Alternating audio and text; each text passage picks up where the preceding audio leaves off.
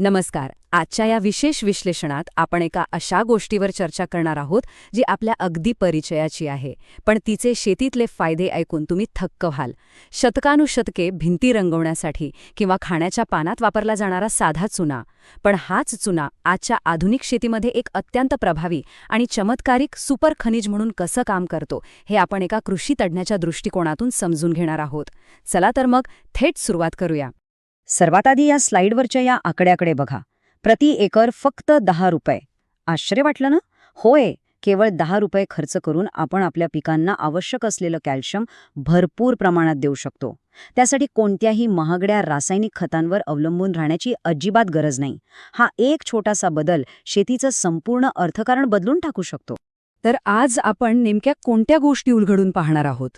एक म्हणजे हा 10 रुपयांचा चमत्कार नेमका काय आहे, जमिनीत अडकून पडलेली पोषक तत्वे कशी मोकळी करायची, पिकांवरचा ताण आणि रोग कसे दूर करायचे, न विझवलेल्या चुन्याचे धोके काय आहेत, मातीच्या भांड्यात सुरक्षित प्रक्रिया कशी करायची आणि शेवटी माती परीक्षण आणि चुन्याचं अचूक प्रमाण. चला तर मग वळूया आपल्या पहिल्या भागाकडे. 10 रुपयांचा चमत्कार, जो आपल्या शेतीचा एक किफायतशीर हिरो आहे. आता हा चुना फक्त खिशाला परवडतो असं नाही बरं का. याचं सर्वात मोठं वैशिष्ट्य म्हणजे हा झिंक सल्फेट किंवा मॅग्नेशियम सल्फेट सारख्या खतांसोबत अगदी सहज मिसळता येतो. इतर अनेक रासायनिक खतांमध्ये असं सहसा शक्य नसतं. आणि हो, हा चुना एक अत्यंत ताकदवान आणि नैसर्गिक बुरशीनाशक म्हणूनही काम करतो, जो जमिनीतील उपयुक्त सूक्ष्मजीवांची वाढ करून नायट्रोजन स्थिर करायला खूप मोठी मदत करतो. आता हे सगळं कसं घडतं हे समजून घेण्यासाठी दुसऱ्या भागात आपण जमिनीच्या सामूचा म्हणजेच मातीच्या pH पातळीचं विज्ञान पाहणार आहोत. इथे तुम्हाला 2 प्रकारची परिस्थिती दिसतेय. आम्लयुक्त माती ही खरं तर एका कुलूप लावलेल्या दरवाजासारखी असते.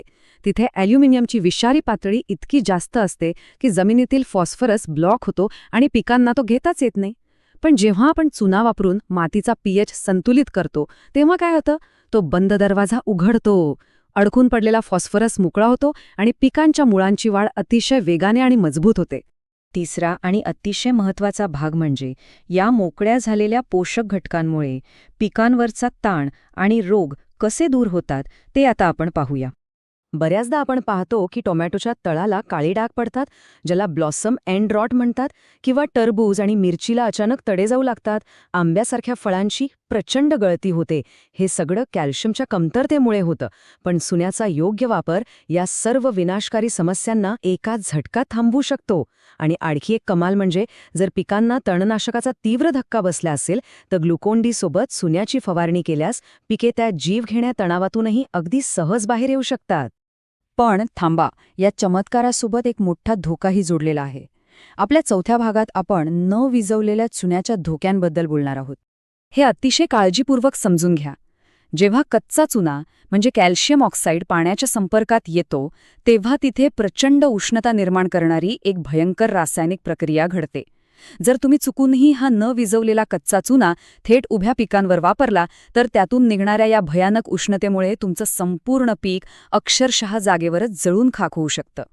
म्हणूनच कृषी तज्ज्ञ नेहमी एक इशारा देतात की प्रयोगशाळेच्या अहवालाशिवाय किंवा मातीचा pH तपासल्याशिवाय चुना वापरणं म्हणजे आपल्याच पिकांसोबत खेळलेला एक जुगार आहे. फक्त अंदाजाने काम केलं तर चमत्कारी उत्पादनाऐवजी पिकांचं प्रचंड मोठं नुकसान होऊ शकतं. मग हा चुना सुरक्षितपणे कसा वापरायचा त्यासाठी वळूया 5व्या भागाकडे. पारंपरिक मटका पद्धत आणि सुरक्षित प्रक्रिया. या प्रक्रियेत कोणतीही चूक चालणार नाही. चुना विझवण्यासाठी नेहमी एका मोठ्या आकाराच्या मातीच्या मडक्याचाच वापर करा. हे मडकं चुन्यातून निघणारी प्रचंड उष्णता अगदी सुरक्षितपणे शोषून घेतं. इथे प्लास्टिकची बादली अजिबात वापरू नका, ती वितळू शकते. त्यानंतर यात हळूवार पाणी घाला आणि मिश्रण रात्रभर पूर्णपणे थंड होऊ द्या. दुसऱ्या दिवशी स्प्रेअर चोक होऊ नये म्हणून हे द्रावण दुहेरी कापडाने किंवा बारीक चाळणीने अतिशय काळजीपूर्वक गाळून घ्या. आणि हे प्रमाण नेहमी लक्षात ठेवा. 1 लिटर पाण्यात फक्त आणि फक्त 1.7 ग्रॅम चुना विरघळतो. जर तुम्ही यापेक्षा जास्त चुना पाण्यात बळजबरीने विरघळवण्याचा प्रयत्न केलात तर तो वनस्पतींच्या पानांवर एक पांढरा थर तयार करेल. आणि असं झालं तर पिकांची प्रकाश संश्लेषणाची प्रक्रिया पूर्णपणे थांबेल आणि झाड गुदमरून जाईल. आता आपण शेवटच्या आणि 6व्या भागाकडे येऊया, जो आहे माती परीक्षण आणि चुन्याचा अचूक वापर. आता तुमच्या जमिनीला नेमका किती चुना हवा आहे हे कसे ठरवायचं? तर यासाठी बॅटरीशिवाय चालणारं साधं ॲनालॉग पीएच मीटर वापरून आपण हे सहज तपासू शकतो. आपण पाहू शकता की जमीन जितकी जास्त आम्लयुक्त असते तितका चुना जास्त लागतो. जर जमिनीचा पीएच 6 ते 7च्या दरम्यान असेल तर 10 किलोपर्यंत चुना पुरेसा आहे, पण त्याहून कमी असेल तर प्रमाण वाढवावं लागतं. पण इथे एक अतिशय गंभीर गोष्ट लक्षात घ्या. जर तुमची माती अल्कधर्मी असेल, म्हणजेच पीएच 7 पेक्षा जास्त असेल किंवा ती खारी जमीन, लाल माती अथवा काळी माती असेल, तर तिथे चुना थेट जमिनीत अजिबात टाकू नका. ह्या प्रकारच्या मातीची पाणी धरून ठेवण्याची क्षमता आणि रचना चुन्यासोबत उलट प्रतिक्रिया देते, ज्यामुळे पिकांचं नुकसान होऊ शकतं. अशा जमिनीत गरज वाटल्यास फक्त आणि फक्त फवारणीच करावी. तर मंडळी, या सर्व वैज्ञानिक बाबी समजून घेतल्यानंतर एक प्रश्न नक्कीच उभा राहतो. सध्या अशी कित्येक तरी पिके असतील जी समोर खत असूनही केवळ जमिनीच्या असंतुलित पीएचमुळे संघर्ष करत आहेत. आम्लयुक्त माती एका कुलूपबंद दरवाजासारखी असते, पण योग्य ज्ञान आणि अवघ्या 10 रुपयांच्या मदतीने तो दरवाजा उघडण्याची आणि एक अतिशय निरोगी, समृद्ध पीक मिळवण्याची किल्ली आता नक्कीच आपल्या हातात आहे.